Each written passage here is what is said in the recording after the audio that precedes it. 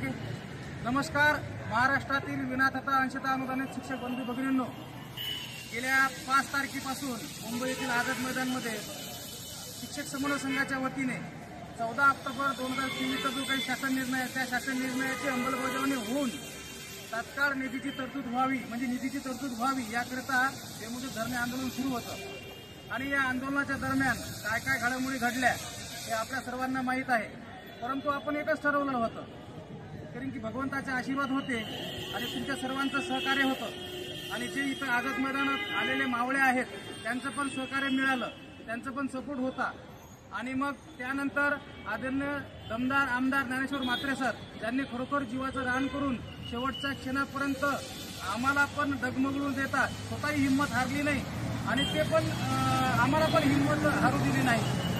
म्हणून आज शेवटच्या क्षणी का असेना काही अंशी म्हणा ज्या दिवसाची आपण वाट बघत होतो, म्हणजे कोणत्या दिवसाची, किंवा जेणेकरून सरकार म्हणत होतं, शासन म्हणत होतं की आम्ही देतो, परंतु आपल्याला ठोस निर्णय किंवा ठोस तारीख मिळत नव्हती किंवा ठोस शब्द मिळत नव्हता. परंतु असं समजू नये तुम्ही की हा जो काही ठोस शब्द मिळाला की आज स्वतः माननीय उपमुख्यमंत्री एकनाथ शिंदे साहेब ज्यांच्या काळामध्ये ते मुख्यमंत्री असताना त्यांच्या काळामध्ये जो आपला शासन निर्णय निघालेला आहे, तर त्यांनीच आज सभागृहामध्ये घोषणा केलेली आहे की ती घोषणा सर्वांनी ऐकली असेल. पण पुन्हा एकदा सांगतो की येणारी जे कॅबिनेट आहे त्या येणाऱ्या कॅबिनेटमध्ये आपण टप्पा अनुदान देऊ असं त्यांनी एक ठोस आश्वासन दिलेलं आहे. आणि याचा अर्थ असा आपणही समजू नये की लगेच सुरू झालं, मग आता कधी होणार, काय होणार असू द्या. परंतु आम्ही एवढंच ठरवलेलं होतं की रडण्यापेक्षा लढलेलं बरं. आणि तारीख मिळत नव्हती किंवा ठोस शब्द मिळत नव्हता. परंतु असं समजू नये तुम्ही की हा जो काही ठोस शब्द मिळाला की आज स्वतः माननीय उपमुख्यमंत्री एकनाथ शिंदे साहेब ज्यांच्या काळामध्ये ते मुख्यमंत्री असताना त्यांच्या काळामध्ये जो आपला शासन निर्णय निघालेला आहे, तर त्यांनीच आज सभागृहामध्ये घोषणा केलेली आहे की ती घोषणा सर्वांनी ऐकली असेल. पण पुन्हा एकदा सांगतो की येणारी जे कॅबिनेट आहे त्या येणाऱ्या कॅबिनेटमध्ये आपण टप्पा अनुदान देऊ असं त्यांनी एक ठोस आश्वासन दिलेलं आहे. आणि याचा अर्थ असा आपणही समजू नये की लगेच सुरू झालं, मग आपणही शांत बसणार नाही आणि आदरणीय ज्ञानेश्वर म्हात्रे सर स्वतःही शांत बसणार नाहीत आणि इतर आमदारांनाही शांत बसू देणार नाही. पण तरी सुद्धा एक हे आझाद मैदान साक्षीदार आहे की याच आझाद मैदानाने आपल्याला रिकाम्या हाताने कधीच खाली वापस पाठवलेलं नाही आहे. म्हणून आज शेवटच्या दिवशी का असेना याच आझाद मैदानाने आपल्याला एक आस दिलेली आहे, एक आशा दिलेली आहे की बाबा येणाऱ्या कॅबिनेटला आपल्याला टप्पावारची तरतूद ते करतील, शासन करतील.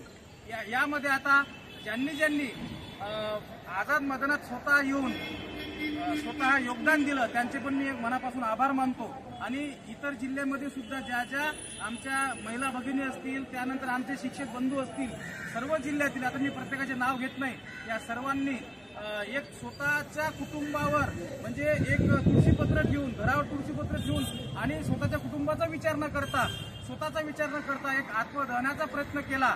त्यांचं बी एक मनापासून म्हणजे आभार मानतो.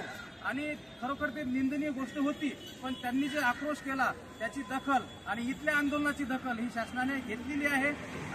आणि आज आपल्याला काहीतरी अंशी थोडाफार सांगितलेला आहे की बाबा येणाऱ्या कॅबिनेटमध्ये देतो, पण आपण शांत बसणार नाही. त्यानंतर इथे सुद्धा महिला भगिनींनी जे आत्मदानाचा प्रयत्न केला त्यांचे पण मी मनापासून आभार मानतो की काही का असेना आपल्याला एक शब्द मिळाला.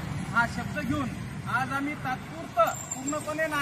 पूर्णपणे शिक्षक समन्वय संघाचं आंदोलन हे स्थगित झालेलं नाही आहे. फक्त आम्ही एक शासनाचा एक मान सन्मान ठेवून आणि जे लढतात त्यांचा एक विश्वास ठेवून एक आपण तात्पुरतं आंदोलन आपण आजचं स्थगित करतोय.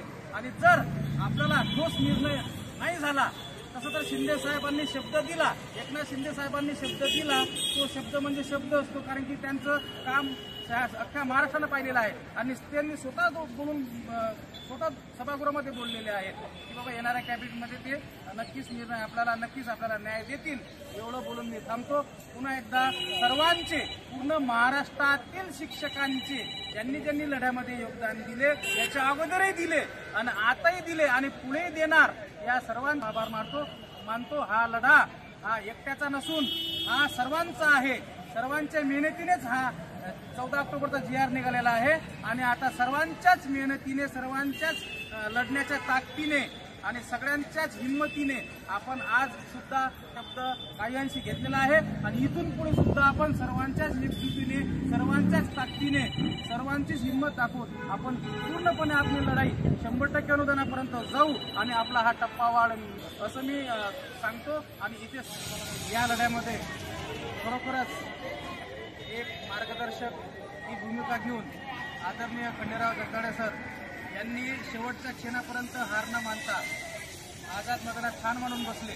त्यांचे पण मी मनापासून आभार मानतो आणि पुन्हा एकदा सगळ्या मावळ्यांचे मी आभार मानतो आणि काही ना काही मार्ग निघतो. कारण हा आपण गेल्या 20 ते 25 वर्षापासून अनुभवलेल्या गोष्टी आहेत, आहे का नाही. आपले ते दराडे साहेब त्यांना सुद्धा नाव ठेवावं लागेल. त्यांनी निवडणुकीच्या वेळेस आपल्याला पुढे केलं, हे का नाही. GR आम्ही काढून दिला, आम्हाला मतदान करा, म्हणजे आपला वापरच केला ना.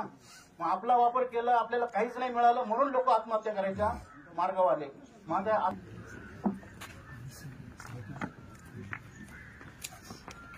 महाराष्ट्र राज्य शिक्षक समन्वय संघ आणि अहिल्यानगर जिल्ह्यातील सर्व लढाऊ सैनिक आज बोरपडा देवीच्या अशा पवित्र जागेवर आपण बसलेलो आहोत. या पवित्र देवस्थानाचं मनोभावे आपण नमन करून, खरं म्हणजे काल हे आंदोलन करत असताना अल्पावधीत आपलं परवा आंदोलन सुरू केलं. आपण अचानक आंदोलन करायचं ठरवलं आणि काल देखील शिर्डी येथे खूप मोठ्या संख्येने आपण उपस्थित झालात आणि आज देखील रंधा नाही कुणाच्या बापाचं.